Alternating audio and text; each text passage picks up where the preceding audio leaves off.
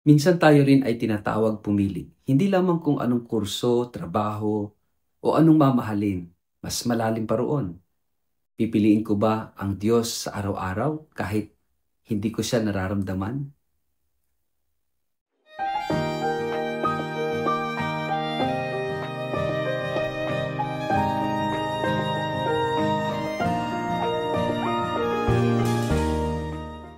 Ang mabuting balita ng Panginoon ayon kay San Lucas.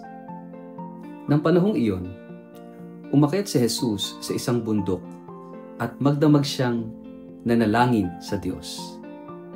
Kinaumagahan, tinawag niya ang kanyang mga alagad. Mula sa kanila ay pumili siya ng 12 na tinawag niyang mga apostol. Sila ay sina Simon na pinangalanan niyang Pedro, si Andres na kapatid nito, sina Santiago, Juan, Felipe, Bartolome, Mateo, Tomas, Santiago na anak ni Alfeo, si Simon na makabayan, si Judas na anak ni Santiago at si Judas Iscariote na naging taksil. Pagbaba ni Jesus kasama ang mga apostol, nadatnan nila sa isang patag na lugar ang marami sa kanyang mga alagad, kasama ang napakaraming taong buhat sa Judea, sa Jerusalem, at mga bayan sa baybaying dagat ng Tiro at Sidon. Pumaroon sila upang makinig at mapagaling sa kanilang mga karamdaman. Pinagaling nga sila ni Jesus, pati na rin ang mga pinapahirapan ng masasamang espiritu. Sinisikap ng lahat ng may sakit na makahawak man lamang sa kanya, sapagkat may kapangyarihang nanggagaling sa kanya na nagpapagaling sa lahat. Ang mabuting balita ng Panginoon. Word of the day, hear what God has to say. Mapagpalang araw po sa inyong lahat. Kumusta po kayo? Ang ating word of the day ay discern. Tahimik ang simula ng Ebanghelyo ngayong araw. Si Jesus ay umakyat sa bundok upang manalangin. At hindi lamang saglit na dasal ang kanyang ginawa. Buong magdamag siyang nanalangin sa Diyos. Isang tagpong maaaring lampasan lang natin. Pero sa katotohanan, dito nagsisimula ang isa sa pinakamahalagang pangyayari sa ministeryo ni Jesus. Ang pagpili ng kanyang 12 apostol. Matapos ang panalangin, bumaba si Jesus at tinawag ang kanyang mga alagad. Mula sa napakaraming tagasunod, pumili siya ng 12 upang maging kanyang mga apostol. Mga sugo, mga saksi, mga tagapagdala ng mabuting balita. At pagkatapos ng pagpiling ito, nagsimulang lumapit ang napakaraming tao upang humingi ng kagalingan, upang madama ang kapangyarihan niya, upang makinig sa kanyang salita. Sa madaling salita, ang panalangin ay humantong sa pagpili, at ang pagpili ay humantong sa pagpapagaling at paglilingkod. Kaya't ang salitang binibigyan din natin ngayong araw na ito ay discern, pagpili. Ang pagpili ay isang desisyong bumabago ng takbo ng buhay. Ang bawat pagpili ay may kaakibat na pagtanggap, at sa parehong panahon may kaakibat ding pagbitaw. Ang pagpili ay hindi lamang pagkuha ng gusto. Ito rin ay pagtakwil sa ibang posibilidad. Sa bawat oo, may tinatanggihan kang maraming hindi. Si Jesus, bago pumili, nanalangin. Discernment ang tawag dito. Bago magdesisyon, lumapit muna sa Ama. Hindi niya ginawa ang pagpili batay lang sa galing, sa talino o ganda ng personalidad.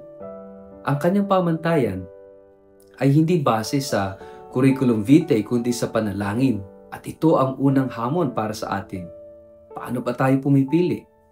Sa ating panahon ngayon, napakadaling pumili batay sa panglabas.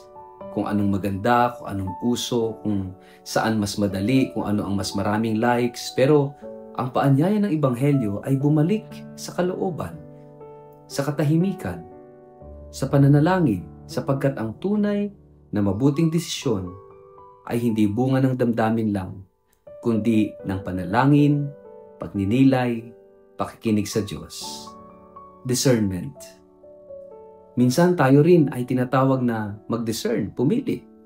Hindi lamang kung anong kurso, trabaho, o taong mamahalin, mas malalim pa roon. Pipiliin ko ba ang Diyos araw-araw kahit hindi ko siya nararamdaman? Pipiliin ko bang patawarin kahit masakit? Pipiliin ko bang tumahimik kahit gusto kong sumigaw? Pipiliin ko bang maglingkod kahit walang maka-appreciate, walang makakita? Ang totoo, lahat tayo ay tinatawag tulad ng 12. Maaring hindi tayo apostol sa titulo, pero tinatawag tayo maging sugo sa pang-araw-araw, sa pamilya, sa trabaho, sa komunidad.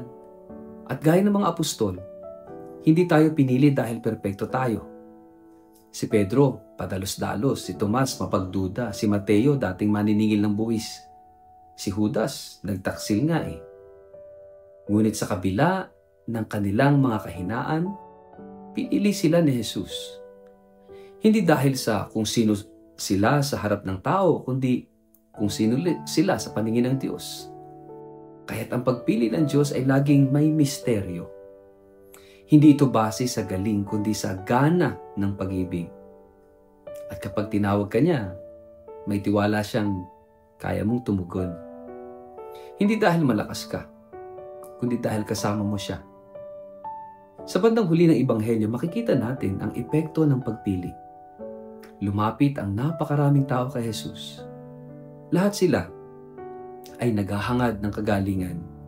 At sinasabi ng Ebanghelyo, may kapangyarihang lumabas mula sa Kanya at pinagagaling ang lahat. Pero bago ang kapangyarihan, bago ang milagro, bago ang crowd, nandoon muna ang pananalangin. At mula roon ang pagpili. Ganito rin sa ating buhay. Kung gusto nating maging instrumento ng pagpapagaling, ng pag-asa, ng mabuting balita, kailangan muna nating manalangin. Kailangan nating kilalanin kung sino tayo sa harap ng Diyos.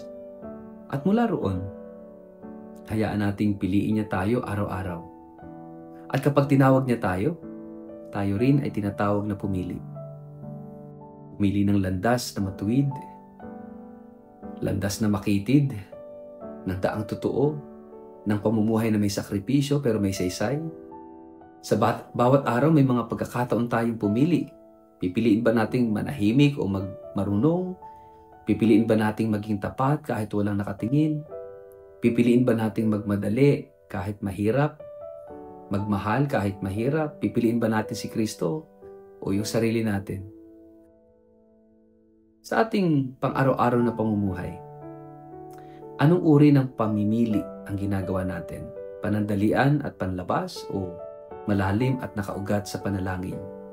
Tayo ba ay tunay na pumipili ayon sa puso ng Diyos?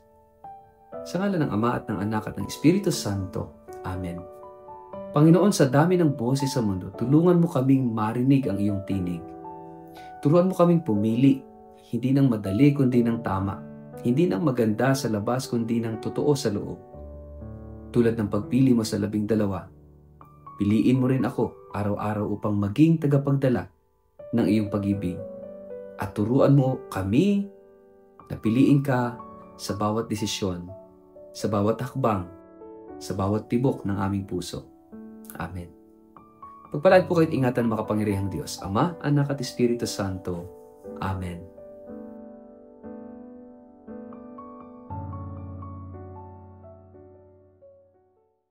Inaanyayahan ko po ang lahat ng mga deboto ng banal na mukha ni Jesus sa ika-11 anibersaryo ng pagkakaluklok ng banal na mukha ni Jesus sa darating na September 16, 2025 dito po sa Shrine of the Holy Face of Jesus sa Nampicuan, Nueva Ecija. Magsisimula po ang ating pagdiriwang sa prosesyon sa ika-6 ng umaga. Kasunod ang mga banal na misa sa ika-7 ng umaga, concelebrated mass sa ika-10 ng umaga, at ikatlong misa sa hapon. Pagkatapos ng huling misa ay isang handog na konsyerto ng pananampalataya at pasasalamat. Halina, magsama-sama tayo sa isang araw ng pananampalataya, pag-asa at pag-ibig kay Kristo sa kanyang banal na mukha dito sa Nampikwan.